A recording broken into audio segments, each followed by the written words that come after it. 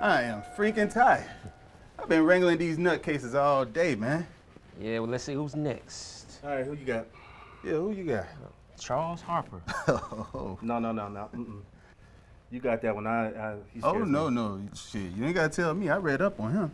But he suffers from schizophrenia. He has a hard time interacting with others. Breaks out in violent fits of rage. No, thank you. Well, it's not mine. You got it. Yeah, we're gonna get the last two on the right, so. Are you serious? Yeah. Dead serious. Good luck with that. Yeah. Fellas.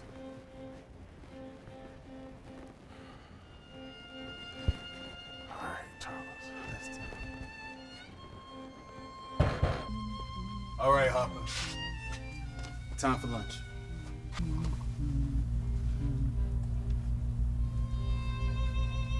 Come on. What's on the menu? Do I look like a waiter to you? What's today, Tuesday? They always have fish sticks on Tuesday. You like fish sticks? I don't have time for this. Come on, get up. Let's go. I don't think we met. Name's Charles. I don't want to meet you. I'm just here to take you to the dining hall for lunch. So come on, let's go.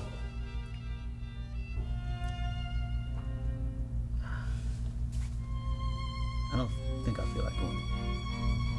Well, unfortunately for you, it's not an option, patient. Let's go. Would you sit down for a minute? My favorite song is still playing. It's almost finished. Just give me a couple minutes of your time and I'll go with you with no hesitation.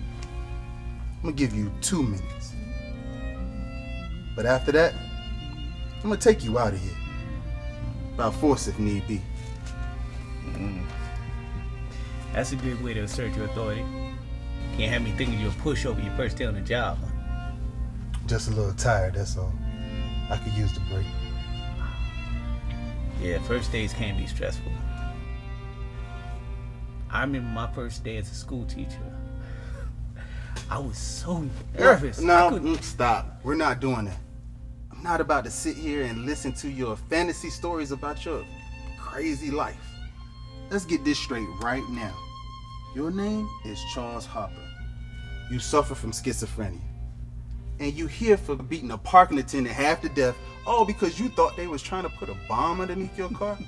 You've been here for the last 3 years.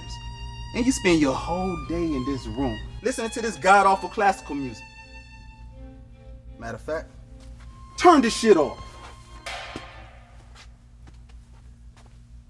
If someone's been doing their homework, I'm a little bit flattered. Don't get too excited. I gotta know this kind of stuff about all the crazies in here, so I know what I'm up against.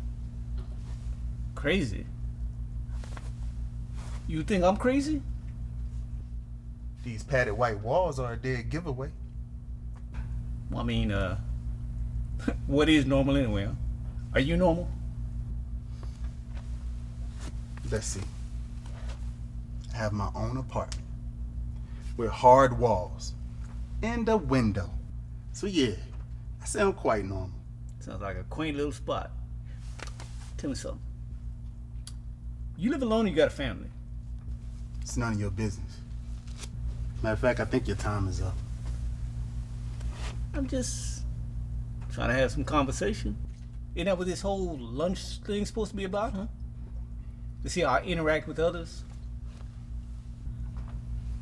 I'm just trying to give you some first-hand interaction. I don't want to reveal my life to you. You are patient. And I'm a security guard. That's where I draw the line. Understood. You got children? Unbelievable. No, I don't. Now that's a shame. Children are such a blessing. See, that's why I became a school teacher. Nothing filled me with more joy than watching their bright little faces and watching them learn. You were an auto mechanic, man. Not a school teacher. And I think your time is up. So, what was it you did before you got here? I had a few jobs. I worked at the post office, a taxi driver, a cook. Now I'm here. You seem pretty unstable, occupation-wise. But you're one to judge. Why don't you tell me about yourself? Why is it that you think you're here?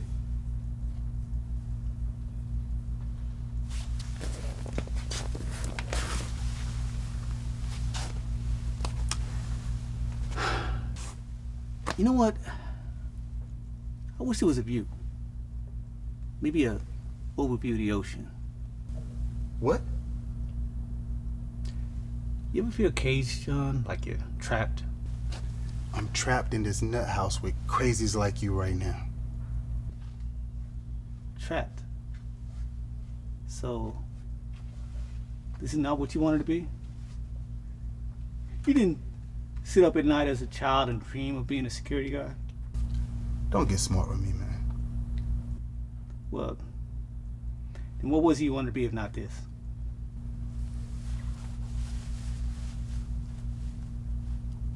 A musician. A musician? You know, I play a mean cello myself. Not that kind of musician. Just wanted my own band. A band? I mean, you pushing 40. I don't think that's quite in the stars for you as of now. Not now. When I was younger, I actually did have a band. But sometimes things happen and people go their separate ways is all. Things? What kind of things? Did they kick you out and replace you with someone with an edgier image? No, they did not kick me out. I left on my own, if you must know. Why?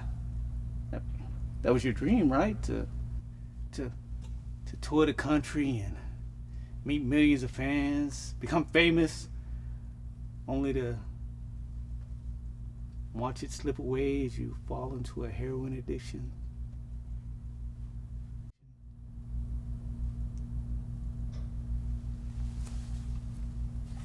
I just had other responsibilities that kept me from being able to continue with my music. Like what? A child. Oh, you lied to me before. You do got kids. Not that I care to discuss with you anyway. I mean, why not? You share with me this much of your life story. How you a failed musician with unstable job history.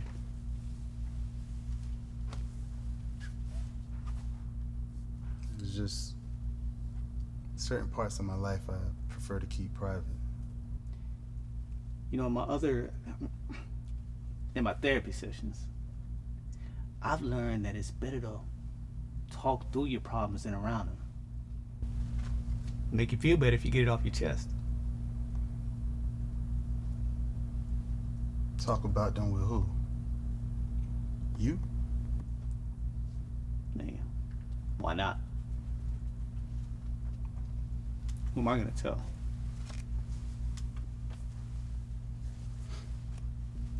Okay, fine.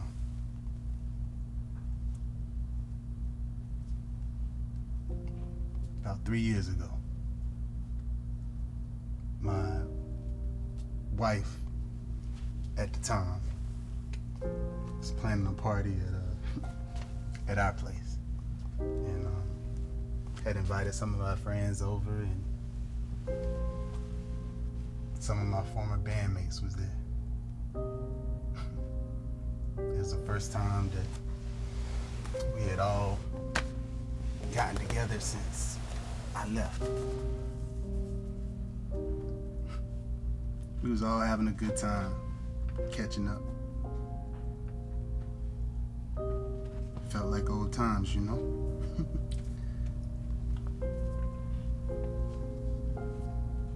My daughter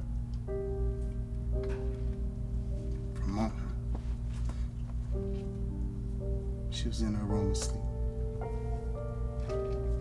And we was just all making so much noise. I just thought to check on her, make sure we weren't keeping her up. So, as I made my way to her room, I just heard a squeal. And as I pushed open the door, just saw one of my former bandmates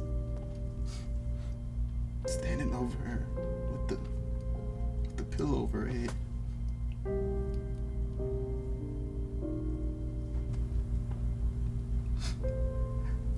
I don't know what was wrong with me, but all I could do was stand there. Stand there and watch her life slip away. What happened next?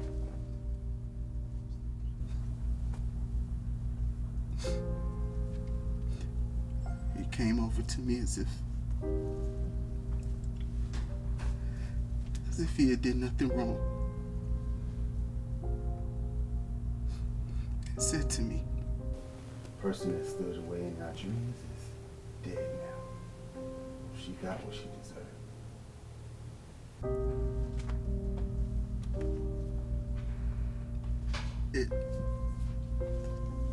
My wife came into the room. She started running towards Ramona's lifeless body in the bed. All I remember is her yelling at me, "How could you let this happen? You killed her. You killed her." How tragic. How'd you even get past it?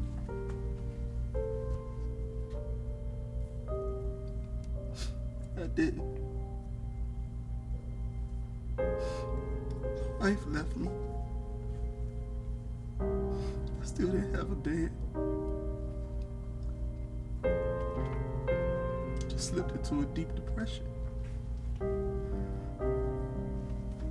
That's very sad. I don't know how anyone could get through that. I mean, to have their daughter's life taken away by someone so close. Yeah. Just gotta keep moving on, you know. How you just did nothing. I mean, that must really eat you up inside. You watching now. I mean, what kind of father would do such a thing? To just stand there and watch as someone kills your daughter. No wonder your wife left you.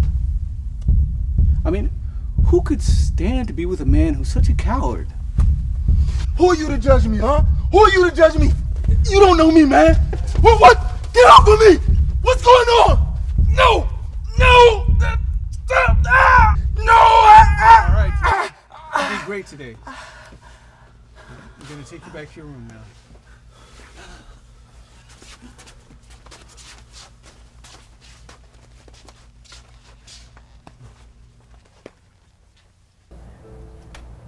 Okay, Dr. Harper, so how was he? You may have made a breakthrough. I think I've finally gotten to the root of his problem. Already? This was your first day with him. John's a special case. Yeah. He has multiple personality syndrome.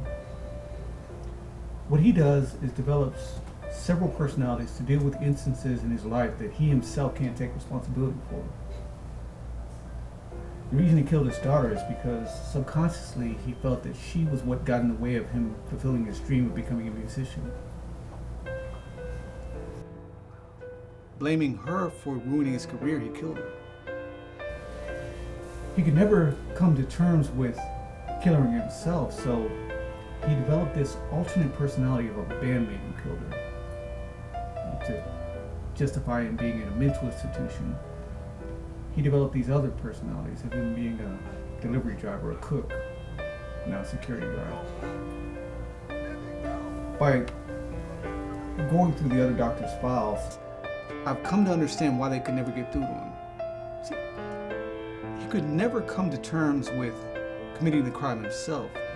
So, rather incriminate this other personality who did it. That's why I had to use that vacant cell, to give the illusion that I was a patient. See, I knew the only way I could get him to talk to me was to play into his reality and make it seem as if he was in control. Okay. All right, but given how violent he is he about to be a problem for us in the future? In this condition, I can't say. He could think he's somebody totally different tomorrow.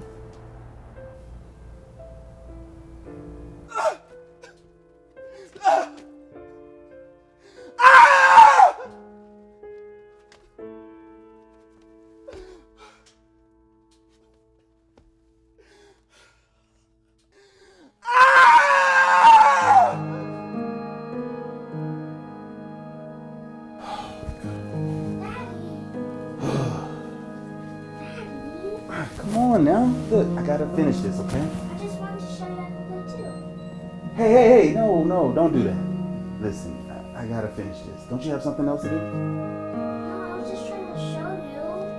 Tasha?